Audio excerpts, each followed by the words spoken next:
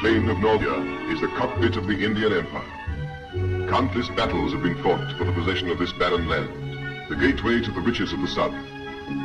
At Delhi, excessive cities have been built by conquering invaders. Each has fallen into disuse and decay. But it's an ancient legend in the Hindustan that the ninth city will endure and will rule forever. These cities of the early conquerors are now a huddle of impressive ruins. Not until the Emperor Babur swept down with the sword of Islam from the north did a foreign power become a force in Hindu India.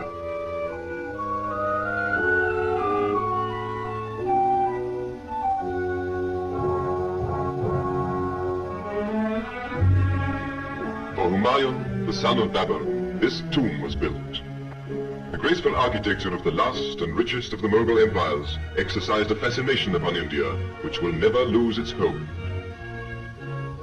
The great Akbar followed Humayun, and around the ruins of his predecessors, his many victories for Allah are celebrated in dome and arch and graceful column.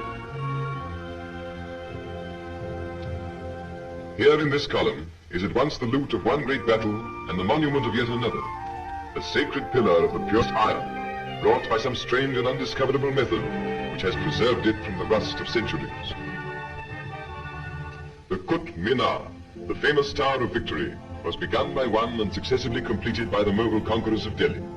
238 feet of carved red sandstone.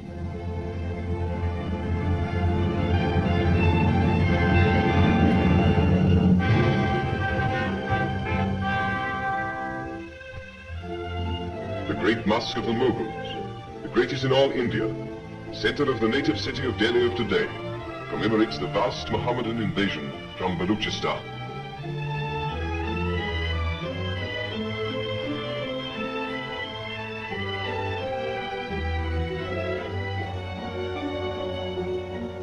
Long, shallow pools are laid out for the ritual washing of the face and hands, which every true Mohammedan must scrupulously perform before he is allowed to pray. In this great mosque and its forecourt, 20,000 people can assemble and give praise to Allah.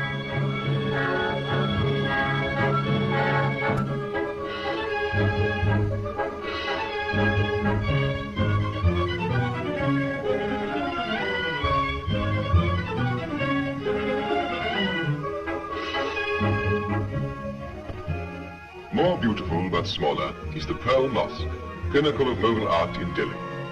Only a little less renowned than the famous Taj Mahal, built by the beauty-loving Shah Jahan as a memorial to his wife. Pacified by the victorious wars of Akbar, Delhi and the Hindustan now entered upon the richest period of their ancient culture under Akbar's son, the royal Shah Jahan. The Delhi of that time, the era of the greatest Persian poets, became enchanted by the love of beauty for itself alone.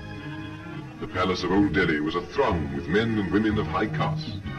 Such women as these adorned the palace gardens, the stamp of aristocracy upon their brows, the color of their robes ablaze against the dark green cypresses. Before it is put on, the Indian sari, the flowing robe of Indian women, is the most shapeless garment in the world. Each of them is nothing more than one straight length of silk, 10 yards long and some 2 or 3 feet wide.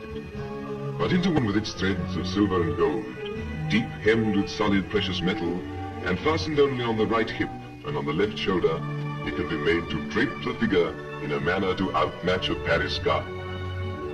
The high caste Indian women wear upon their brows the blood-red mark, or puja of the Brahmins.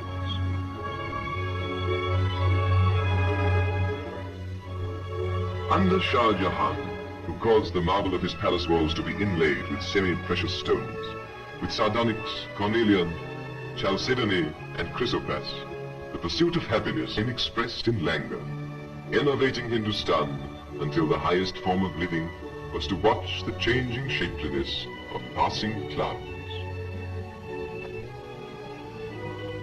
But the ninth, enduring Delhi, had then yet to be erected.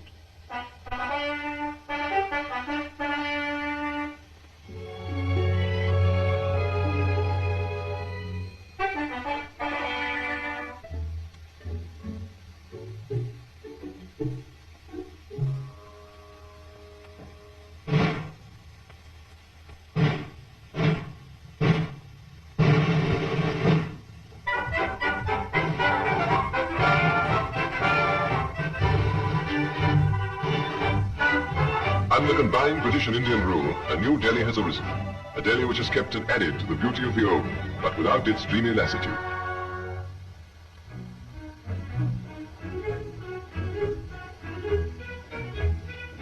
Connaught Place, the business centre of the modern Delhi, brings a new grace to the wilderness of northern India.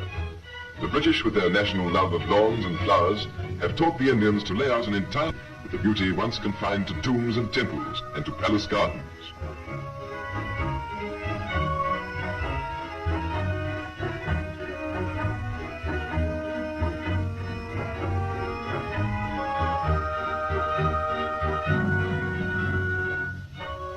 British and Indians are cooperating to carve out a nobler future for this Delhi than was possible under a despotism.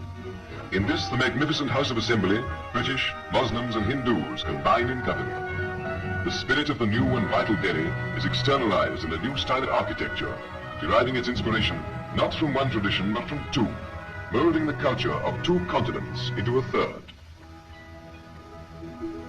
Where once water was a luxury and the profusion of it the prerogative of princes, there are giant fountains in the public squares.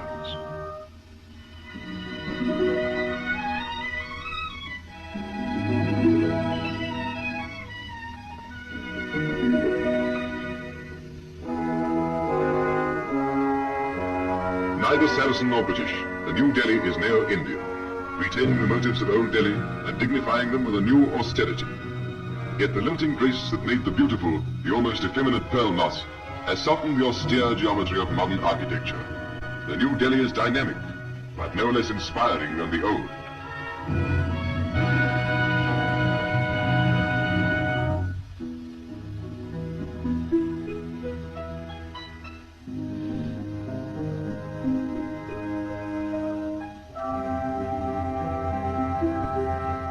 And where there was once only a burnt and acrid plain, there is a green and fertile land, laid up with the prophetic eye to the increasing future of the capital of India, the ninth, enduring city, which in the old legend of the Hindustan will stand and rule forever.